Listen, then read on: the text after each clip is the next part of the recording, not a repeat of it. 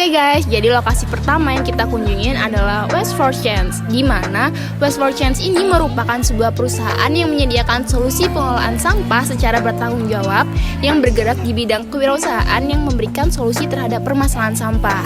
Nah, ini kita lagi menuju ke kantor dari Waste4Change-nya. Di sini kami itu diberikan banyak sekali materi oleh para staf-staf yang profesional berupa profil perusahaan, bahkan cara pengelolaan sampah yang ada di RPM. RPM itu sendiri merupakan rumah pemulihan material yang merupakan tempat di mana sampah-sampah itu diproses mulai dari pemilahan hingga tahap akhirnya. Nah, ini kita udah selesai nih. Kita lanjut ke RPM-nya. Oke, kita sudah sampai di RPM-nya. Baik banget kan sampah-sampahnya? Nah, nantinya sampah-sampah itu akan diproses mulai dari pemilahan hingga sampai tahap akhir. Lalu bagaimana sih proses pengelolaan sampah di Waste4Change ini? Jadi yang pertama, sampah yang sudah dipilah dalam kategori paling tidak organik, anorganik kertas, dan anorganik non-kertas oleh klien atau konsumen itu akan diangkut dalam keadaan terpilah oleh petugas Waste4Change. Nah, jenis sampah yang diangkut itu dapat berbeda-beda tergantung layanan yang dipilih dan area tempat klien berdomisili. Lalu, sebagian besar sampah yang terkumpul dari klien di area Bekasi akan didistribusikan ke rumah pemulihan material Waste4Change dan akan didistribusikan ke mitra pilah sampah Waste4Change teruntuk lokasi di luar area Bekasi. Nah, sampah-sampah itu dipilah kembali menjadi lebih detail. Di rumah pemulihan material Waste4Change, sampah organik akan dikelola menjadi kompos dengan metode open windrow, yaitu kompos yang dimatangkan di area terbuka untuk mengurangi keberadaannya. Nah, alat ini merupakan salah satu teknologi atau peralatan terpenting dalam pengelolaan sampah, yaitu mesin gibrik. Mesin gibrik ini itu berfungsi untuk menyortir sampah yang bernilai rendah dan secara otomatis akan terpilah menjadi sampah organik serta non-organik. Lalu di sini ada Akabis Black Soldier Fly BSF, di mana merupakan bagian dari program Akabis. Akabis sendiri merupakan akademik bijak sampah. Akabis ini sebuah model edukasi yang dibuat oleh Waste4Change untuk meningkatkan kesadaran mengenai pentingnya menjaga lingkungan, terutama mengenai pengelolaan sampah yang bertanggung jawab. BSF di sini merupakan jenis lalat yang memiliki kemampuan untuk menguraikan sampah organik dan mengubahnya menjadi material yang ramah lingkungan. BSF memakan sampah organik saat fase larva, dan BSF juga menyukai sampah organik basah jenis apapun. Siklus hidup BSF dari telur sampai lalat itu kurang lebih 40 hari, dan sebanyak 65-80% sampah organik itu bisa berkurang dalam kurun waktu 2 minggu. Selain untuk mengolah sampah organik, larva BSF juga bisa dimanfaatkan sebagai pakan ternak.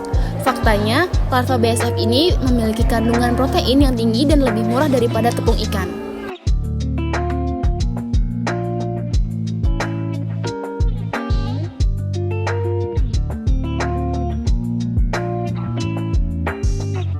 Lokasi kedua yang kami kunjungi adalah BISIPTROA atau Badan Standarisasi Instrumen Pertanian, Tanaman Rempah dan Obat yang ada di Kota Bogor.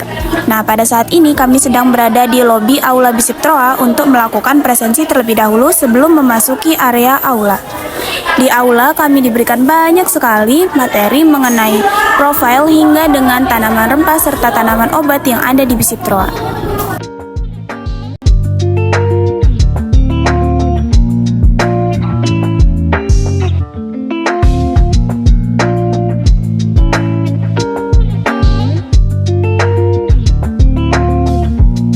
Setelah mendapatkan informasi yang banyak mengenai tanaman obat dan tanaman rempah yang ada di BISIPTROA, kami diarahkan menuju tempat yang menarik, yakni Kebun Wisata Ilmiah Tanaman Obat atau KWI Tanaman Obat.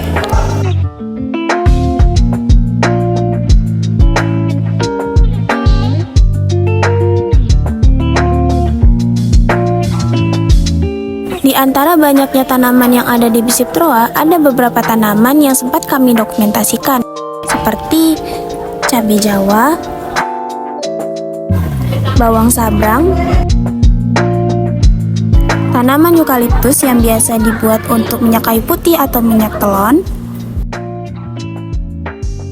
serta daun karuk yang bermanfaat untuk mengobati batuk. Kami pun diajarkan cara pengaplikasian daun karuk sebagai obat untuk menyembuhkan batuk, yakni dengan cara menghancurkan daun karuk tersebut kemudian ditempelkan kepada tenggorokan.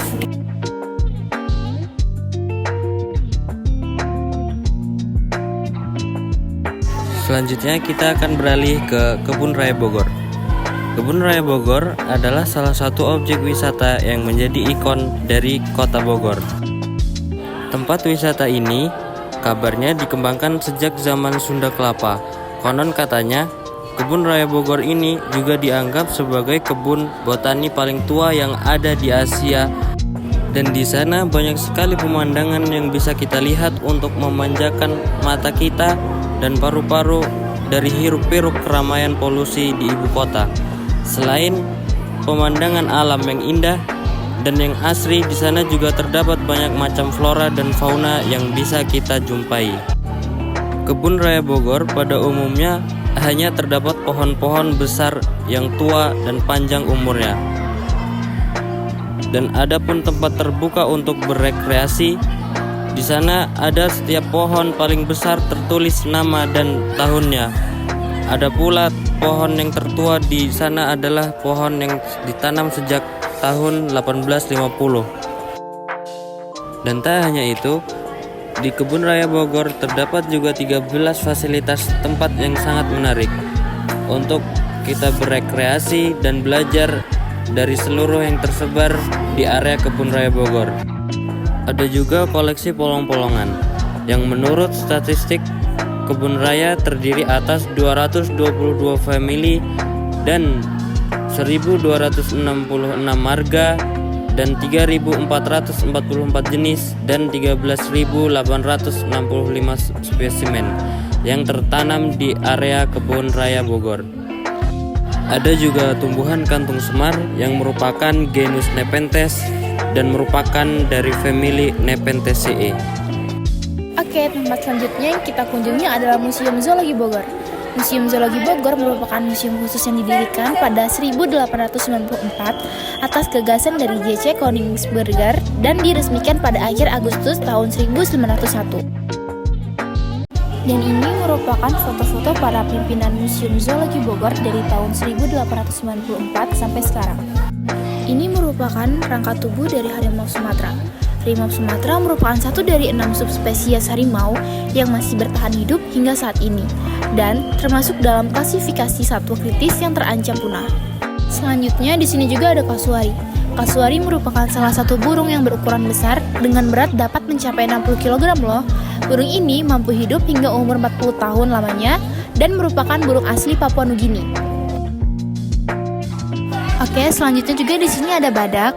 Badak merupakan salah satu mamalia besar di Indonesia yang terancam punah. Di Indonesia terdapat 2 spesies badak, yaitu ada badak Sumatera dan badak Jawa. Harimau Sumatera adalah populasi Panthera tigris yang mendiami Pulau Sumatera dan satu-satunya anggota subspesies harimau Sunda yang masih hidup. Dan masih banyak lagi koleksi-koleksi yang terdapat di Museum Zoologi. Koleksi yang terdapat di Museum Zoologi terdapat 122 display yang memamerkan 954 jenis fauna yang ada di Indonesia.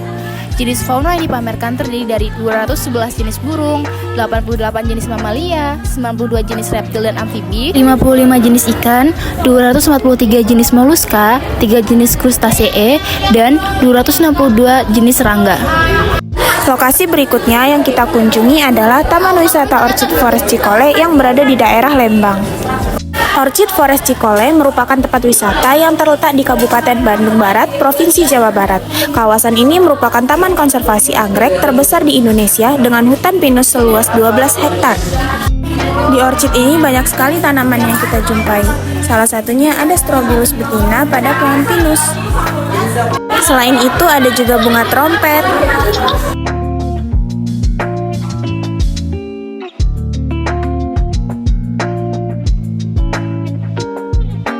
Selanjutnya ada kembang bokor atau hortensia yang berasal dari Asia Timur, Asia Selatan, Amerika Utara, dan Amerika Selatan. Selain itu ada pula tanaman anggrek bulan ungu yang mana habitat aslinya ada di hutan hujan tropis. Ada pula anggrek bulan putih yang berasal dari Sumatera, Jawa, Kalimantan, Sulawesi, sampai Papua.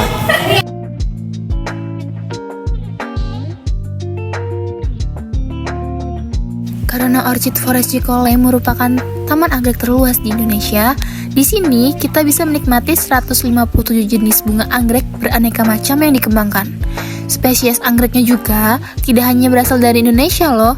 Di sini kita bisa melihat bunga anggrek dari berbagai negara seperti Filipina, Venezuela, Argentina, Peru, hingga Amerika Serikat. Untuk lokasi terakhir yang kami kunjungi adalah UIN Sunan Gunung Jati. Universitas Islam Negeri Sunan Gunung Jati Bandung atau dikenal dengan nama UIN Bandung adalah perguruan tinggi negeri berbasis Islam yang terletak di Kecamatan Cibiru, Bandung, Jawa Barat. Nama Sunan Gunung Jati diambil dari nama salah satu seorang wali songo, tokoh penyebar agama Islam di Jawa. Di sini, kami akan melakukan praktikum mikrobiologi, tur laboratorium, serta pengenalan alat-alat laboratorium. Untuk praktikumnya sendiri, kita melakukan uji fisiologi mikroba dan menghitung jumlah sel bakteri secara langsung dan tidak langsung. Di UIN Sunan Gunung Jati Bandung memiliki 6 laboratorium yang dapat digunakan untuk prodi biologi sendiri. Di antaranya ada fisiologi hewan, mikrobiologi, genetika dan molekuler, processing biologi, kultur jaringan, dan fisiologi tumbuhan. Nah, ini merupakan koleksi kultur jaringan yang ada di laboratoriumnya.